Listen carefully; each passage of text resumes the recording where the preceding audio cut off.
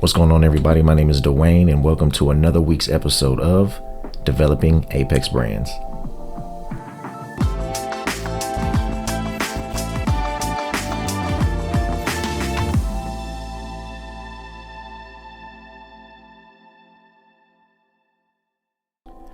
All right, what's going on, everybody? Welcome to another episode of Developing Apex Brands, here with your boy Dwayne, coming to you live from the Edit Bay. So on today's episode of Developing Apex Brands, I'm going to be talking to you guys about how to do vector graphics in Adobe Illustrator as well as Adobe Photoshop. Now, this process may be a little lengthy because I'm going to be going through actually both of the programs, but I'm going to try to make it as short and concise as possible. A lot of people have asked me, how do I make my cartoons, as some of the ones that I'm going to show here on the screen in a few seconds. But it's a very simple process that can be done in either one of the Adobe Suite programs. So without further ado, let's just go ahead and jump on into it. So the first thing that you're going to need before obviously we get into doing these vector graphics, you're going to need an Adobe subscription, right? The subscription that I have, I believe, is about $49.99 a month. It gives me access to all of the different Adobe Suite software, so I can use Photoshop, Lightroom, Illustrator, Premiere Pro, After Effects, and anything else that comes in the Adobe Suite for basically $50 a month. Now, they do have smaller plans where you can just maybe use like one or two of the programs. But for me, it just made a lot more sense to just go ahead and get the bundle package. So you just need to go to adobe.com and just find the Adobe bundle package where you can purchase that, so you can use all of these programs together. But first you'll definitely need Adobe Suite software so that you can open Illustrator and Photoshop. And then this is not something that you need, but it's definitely something that'll make your workflow a lot easier. This is a wireless bamboo pad made by a company called Intuos or Wacom. It's basically just like a freehand drawing pad. Comes with a pen. This model right here is wireless, which makes it a lot easier. The charge lasts for about 2-3 days if you're using it intensely, even longer if you're not using it intensely. Charging time is less than an hour, and then you have that free range of motion. Especially if you have a larger monitor, you can sit farther back from the TV and just use this freehand, which actually makes it a lot more useful and intuitive when you're making drawings. But yeah, those are the two things you'll definitely need going forward, and obviously a computer, right? But yeah, let's just go ahead and dive into it. So I'm gonna go ahead and share my screen and show you exactly how I make these graphics. All right, so as you can see on the computer screen, I have Adobe Illustrator and Adobe Photoshop both opened up with a vector graphic of a butterfly on the screen, right? I've turned the opacity down in both Illustrator and Photoshop just so we can see our outlines better. Now, typically when determining which program I'm going to use, I always look at it as what is my end goal or my end purpose for the design or the graphic, right? So if I'm using freehand graphic skills, I tend to do that in Adobe Illustrator. If I'm using more pen tool lines, then I tend to do that more in Photoshop, and I'll show you here why in a second. So let's just go with Adobe Illustrator first, right? This actually took me a little bit longer to learn. This wasn't what I first learned how to use. I learned how to use Photoshop first.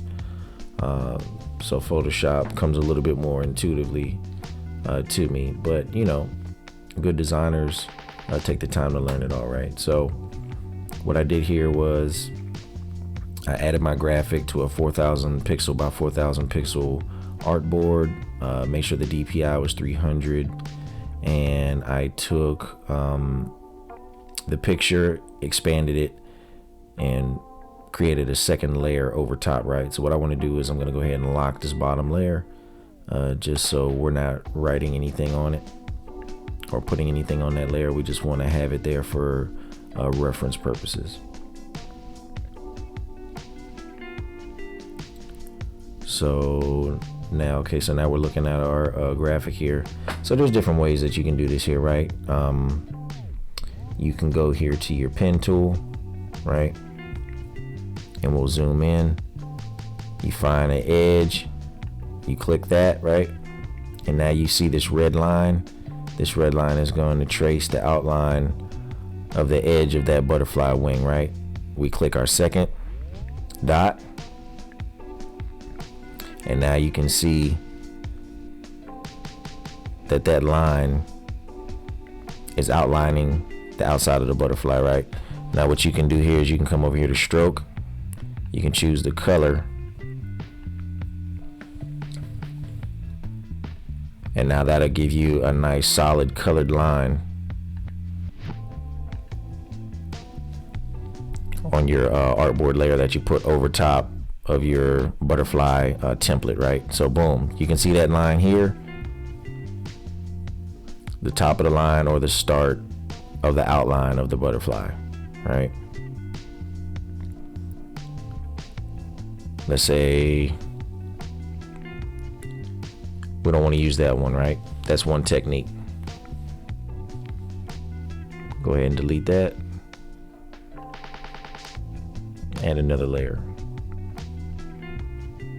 So if we'd like, we can use, you know, our pen tool method in Illustrator as well. But I tend to just like to use the pen tool method better in Photoshop, only because I do all of my coloring in Photoshop as well.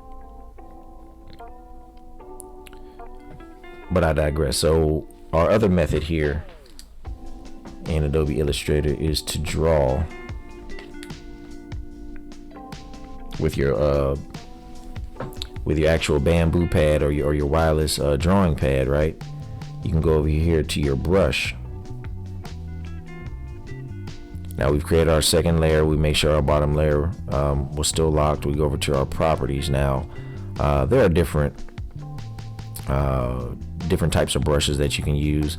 The one that I like the most is a calligraphy brush that gives you the ability to change the width based on the amount of pressure that you're putting in. So let me just go ahead and back up here. So, you know, typically under Adobe Illustrator, you would be able to go to new brush, choose a calligraphy brush, press OK, and then under size, you should be able to click pressure.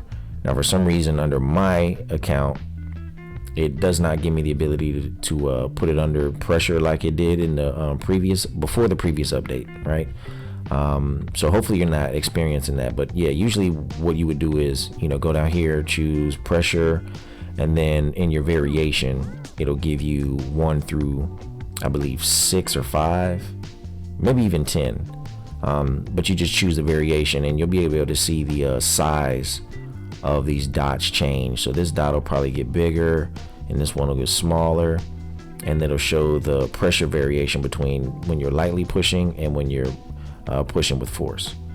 But luckily for me, I had a preset brush saved, so it was user defined from the previous version I had before the update under a cartoon called BG Perico.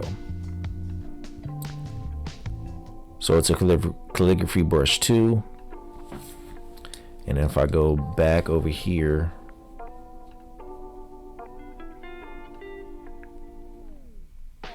you guys will be able to see on the screen how it starts very, very thin at the top and gets a little bit thicker towards the bottom. So I like that because it gives your end result a little bit of flair and stylization, right? So it's super, super easy, right? So I have my bottom layer locked. Let's go ahead and make sure we took that off. We have our bottom layer locked. We have nothing on our top layer.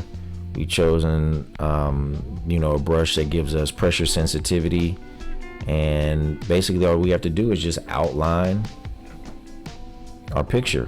And the great thing about Illustrator is that even if you have a little bit of variation in what you're drawing, the path will start to correct itself. So I'll show you what I mean. Like what I'm drawing, it'll look a little bit different at the end.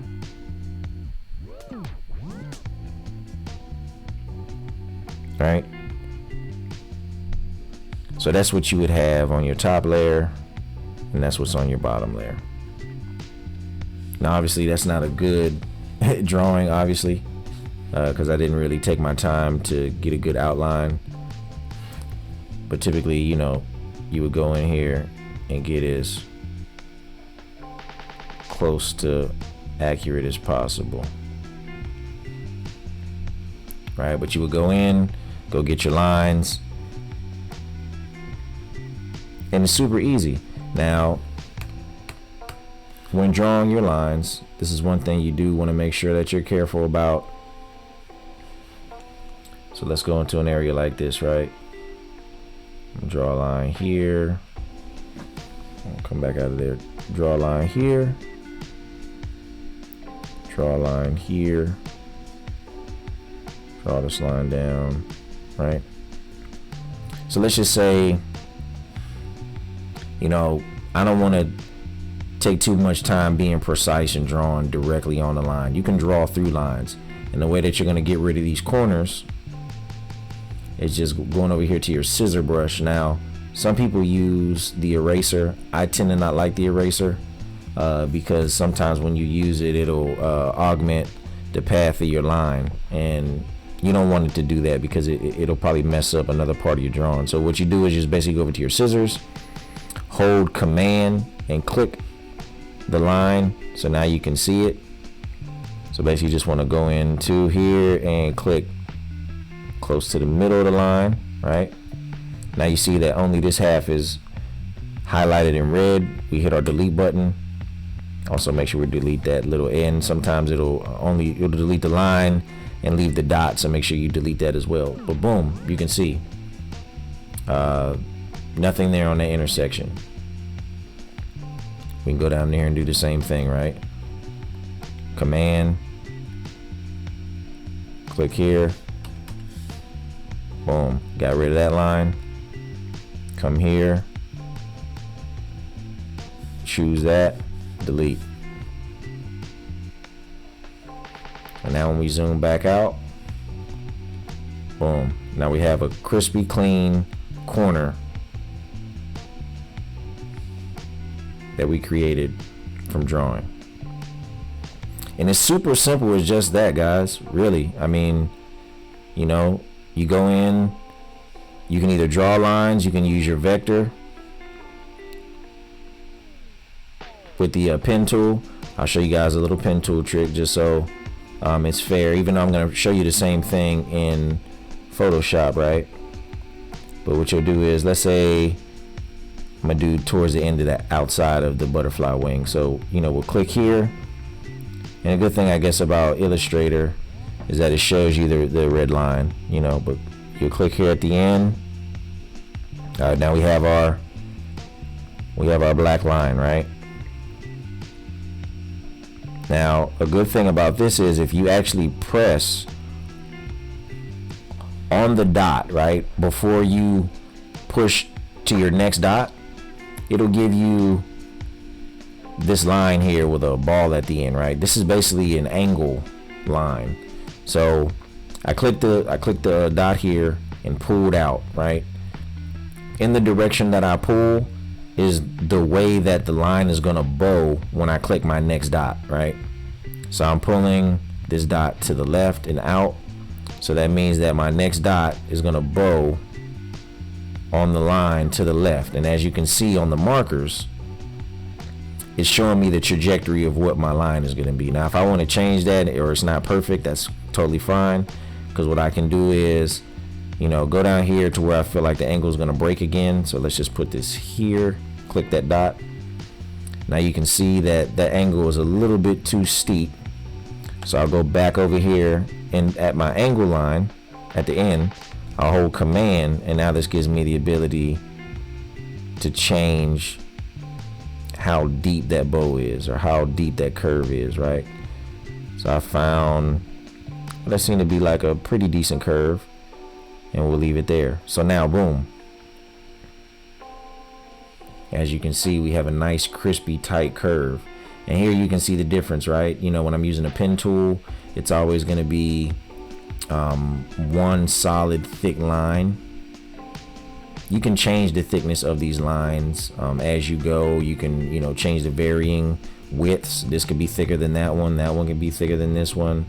But when you're drawing, especially with that sensitivity, it just gives it that little extra nuance where it's like, oh, okay, not all of these lines are the same thickness, and it makes it look more vivid. But yeah, that's basically how you do vector art, guys, in Illustrator.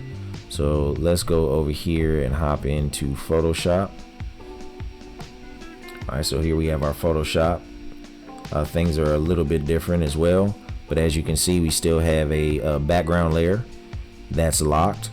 We also have our top layer here with our vector art. Now, some people lock these. I don't really lock it on Photoshop, only because Photoshop is a little bit less buggy and technical, and doesn't jump to different layers when it wants to, like Illustrator. So I tend to just leave it unlocked. But if you want to lock, for your safety, then you can do that as well.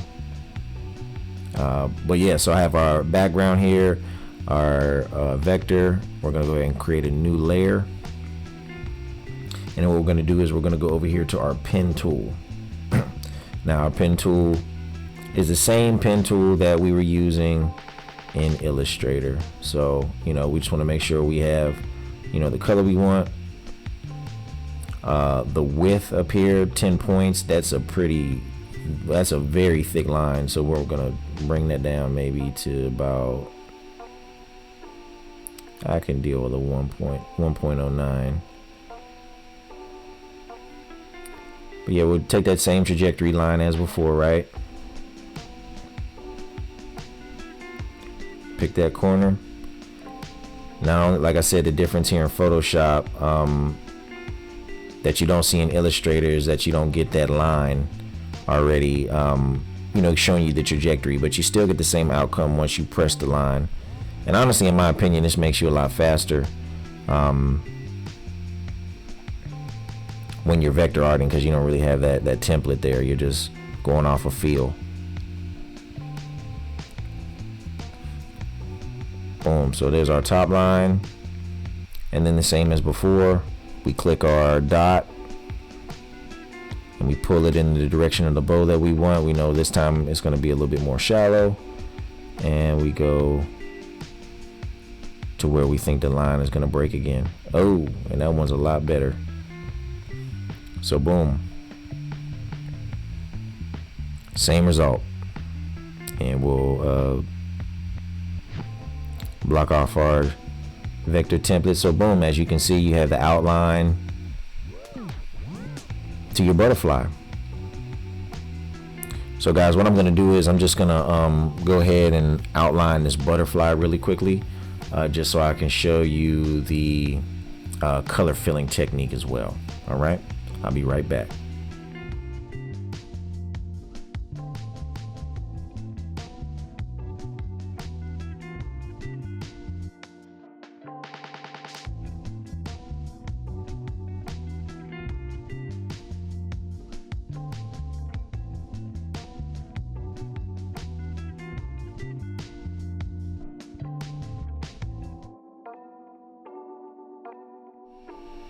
All right, everybody, we are back. So as you can see, I have my vector outline on my shape 1 layer, and I have the actual butterfly vector on layer 1.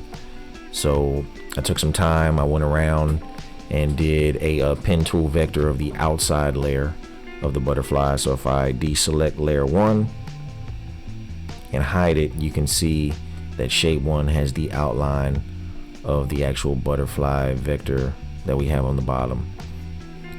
So we're gonna want to go ahead and make sure to color this, right? We don't want to have just an outline vector. I mean, maybe that's something somebody wants or something you want, but we're gonna want to color this one, right? So I'm gonna show you guys how to color in Photoshop. So typically when you're making a design, you're gonna have more than one line, right? This is a 1-line drawing, but typically you'll have a lot more lines. Now let's say, for instance, I did make the outlines for these inside white layers of the butterfly, right? I'll be able to control those individually, or select them as a group. But anything with white space, you should be able to select it with your magic wand tool, which will be up here, right? So it'll be under your objects or quick selection. This gives you multiple options under one tab, but make sure you go down and you choose the magic wand tool. Now, you can't use a magic wand tool on a shape. So what you want to do is you want to go ahead and save the integrity of this, because you want to at least keep a carbon copy of this, right? So can choose Command J or Control J for Windows computers, and that's going to copy that layer, right? What you're going to do is you're going to take that bottom layer, original layer, hide that. Right click your copy and make sure that you rasterize the layer. So now you can actually choose with your magic wand tool, right? So now you have your layer ones hidden. You made a carbon copy and hid that. So now you have your rasterized version of your outline. So now what you're going to want to do is over top of your vector design of the butterfly, you want to make a new layer and go ahead and name this your color layer.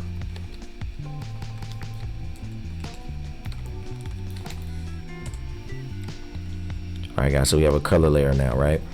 Just want to go up to shape 1 and make sure we have our magic wand selected and click inside of your butterfly, and as you can see, it selects everything within the parameters of that shape for you.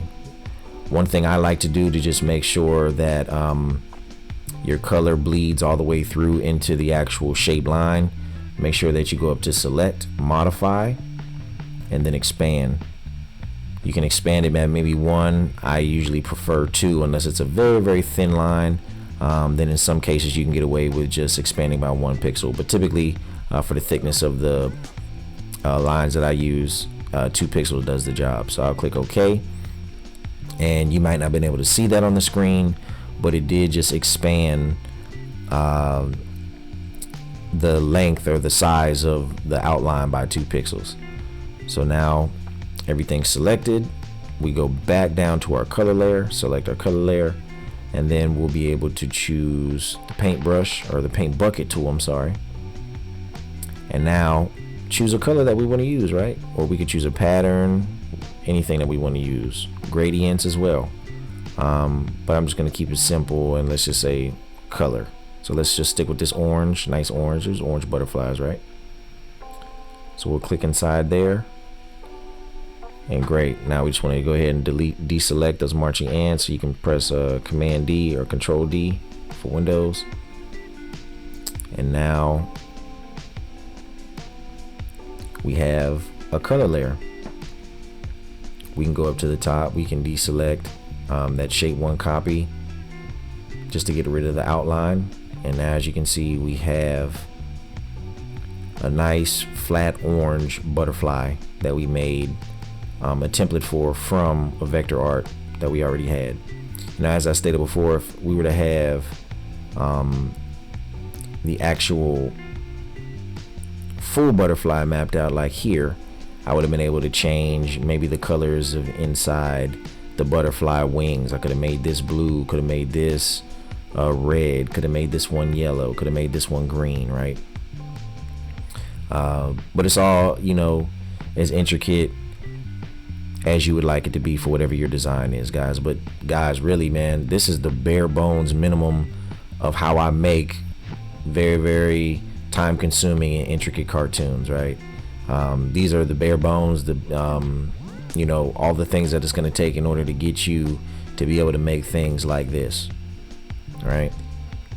So just take your time with it. It is a process. If you felt like I was going a little bit too fast, I do apologize. Rewind it, and just keep following on until you catch along, guys, because I spent many hours over many years scouring YouTube land and Google land, looking for any tidbit of information that I could have used to help my brand. All right, guys, and there you have it. That's how you make vector graphic art. It's super simple and super easy. A lot of people ask me all the time, wow, how do you do that? It looks like it's super hard. And I'm here to show you guys that it's not really as hard as you think it is. Honestly, the hardest part of this is just learning the programs, Illustrator and Photoshop, and learning the keys that you need to press in order to speed up your workflow. But once you learn how to use the program, everything else will come a lot easier for you. And as always, thank you for coming to another episode of Developing Apex Brands here with your boy, Dwayne. If you like this video, please make sure that you like the video. Please make sure that you subscribe to the page. Please make sure you turn on that bell for notifications. And if you have any questions, comments, or concerns, please make sure that you comment those below in the comment section. Again, thank you for coming to another week's episode of Developing Apex Brands.